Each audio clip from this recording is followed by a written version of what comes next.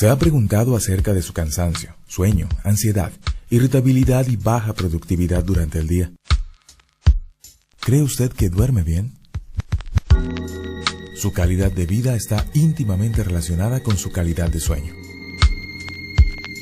¿Sabía que la falta de oxígeno en la sangre durante el sueño contribuye a problemas como diabetes, hipertensión arterial, infarto de miocardio y obesidad de difícil control?